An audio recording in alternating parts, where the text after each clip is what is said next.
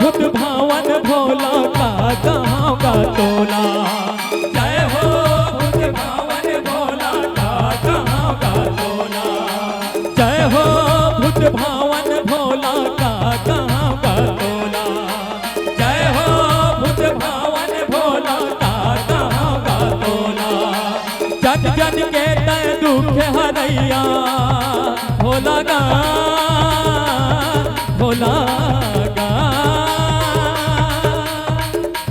जन जन के तय दुख हरैया रही क्यों माया मोला। जय हो भूत भावन भोला का कहाँ का तोला। जय हो भूत भावन भोला का कहाँ का तोला।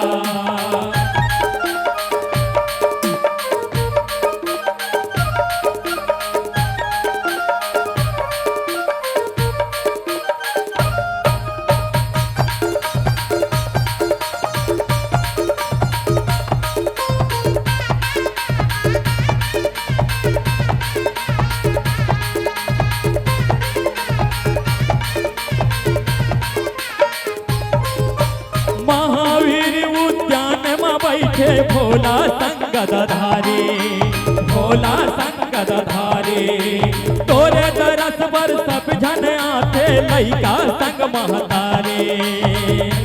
संग महतारी खोरवा दौड़े अंधरा देखे कोंदा गाए तोर दुआरे। कोंदा गाए तोर दुआरे माने मनौती माथ नवा के संगी संग सगवारी। संगी संग सगवारी तरसते हवाए नयन पियासा भोला गा भोला गा। तरसते हवाए नयन पियासा फिर में बुला ले मोला। जय हो भूत भावन भोला का कहाँ का तोला। जय हो भूत भावन भोला का कहाँ का तोला।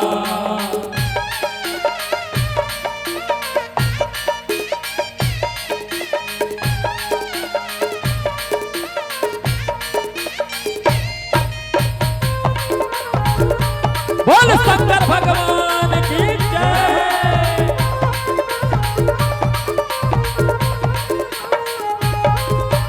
जोहर जोहर भूतवा के राजा शिव शंभु तय शंकर। शिव शंभु तय शंकर सारी जगत के तय हितवा कन कन मातय कंकर। कन कन मातय कंकर गौ के कच्चा दूध में नहाए बैठे महादेव हर हर। बैठे महादेव हर खड़े हवा तोर दुआरी अब देरी झनकर। अब देरी झनकर भर के पानी जमो परानी भोला गा भोला गा। भर के पानी जमो परानी भर के पानी जमो परानी कैसे हर हर भोला। जय हो भूत भावन भोला का कहाँ का तोला। जय हो भूत भावन भोला का कहाँ का तोला। जन जन के तय दुख हरैया भोला गा भोला गा। जन जन के तय दुख हरैया रही माया मोला। जय हो भूत भावन